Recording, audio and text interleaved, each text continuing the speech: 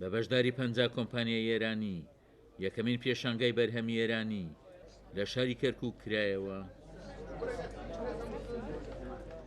ژووری بازرگانی کەرکووک هەنی کۆمپانیای ئێرانیەکانی داوە ڕووبکەنە کەرکووک و ئاڵوگۆڕی بازرگانی لە نێوان کەرکووک و تاران دروست بکرێت.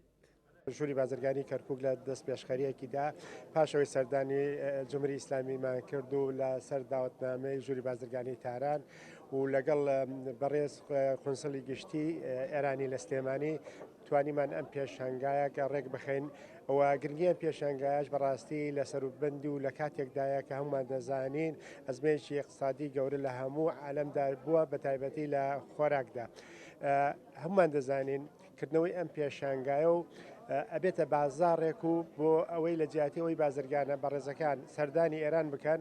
ئێمە ئەمڕۆکە 50 کۆمپانیامان هێناوە تا کەرکووک. نوێنەری کۆمپانیا بەشداربووەکانی پێشەنگەکەش بەبایخەوە باس لە گرنگیکردنەوەی پێشەنگەکە دەکەن بۆ ساختکردنەوەی کەلوپەلەکانیان و دروستکردنی هەماهەنگی لەگەڵ بازرگانانی کەرکووک.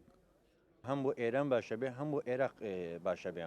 ئێمە زۆر خۆشحاڵە بین ئەم ڕێگای بازرگانیەکە بۆ هەردووگلا بکرێتەوە. زۆر شانازیەکەین لەگەر کەرکووکشە مامەڵەیەکی بکرێت و شارەکەشی زۆر جوانە و بەخۆی بۆ بازرگانەکانش ڕێگایەکی ئاسانکاریان داناوە کێ ئەم شتە ڕێ بکەوێ بۆ هەردووگلا وتم ئیشەڵا قازانج و خێری هەردووگلاش ئەبێت. ئەمە وەک نوێنەری شەریکەی ناژای لە ئێرانەوە هاتوین دەرە لەم پێشانگای کەرکووکە بەشداریمان کردووە. وە کەرکووک خاسێتێکی خۆی هەیە. ئەمەمانە لە کەرکووکەوە ئەم موادێککە هەمانە بیناسەین بۆ خواروی عێراق.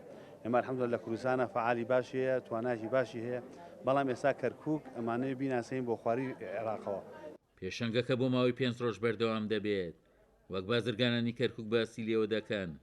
پێشەنگەکە هەوڵێکە بۆ گەشەپێدانی یابووری لە کەرکووک بە تایبەت لە هەنووساتێکدا کراوەتەوە کە بەشێک لە وڵاتان دووچاری قەیرانی کەمبوونەوەی خۆراک هاتوون. عومەر غەریب، کورسات نیوز، کەرکووک.